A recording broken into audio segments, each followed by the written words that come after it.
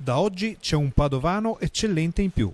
Il riconoscimento è stato assegnato a Daniele Chiffi, arbitro della sezione AIA di Padova, nel corso di una cerimonia presieduta dal governatore all'ordine dei padovani eccellenti Gaetano Rampin.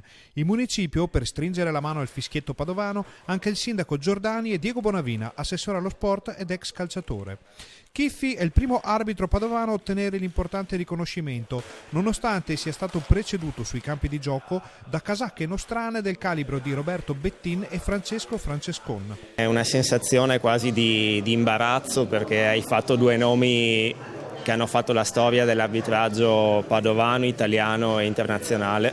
Per il resto sono due esempi che ancora sono presenti nella nostra sezione e continuano a darmi consigli, quindi spero di riuscire a seguire i loro consigli e a percorrere una carriera perlomeno simile a quella che hanno fatto loro. Il fischietto padovano è già stato premiato come sportivo veneto e come miglior arbitro italiano della Serie B, ma non dimentica mai le sue origini e le sue prime partite.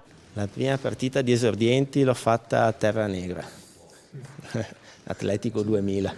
Dietro la chiesa. Esatto. E Chiffi, che non nasconde sentimenti per l'11 biancoscudato, ha parole di conforto anche per il calcio Padova e non se la sente proprio di estrarre un cartellino rosso per la difficile stagione della squadra della sua città. Dispiace ovviamente vedere la posizione di classifica attuale, speriamo ci sia margine nelle ultime giornate, ma sicuramente è una squadra gloriosa che ha una storia importante, sicuramente non sarà una stagione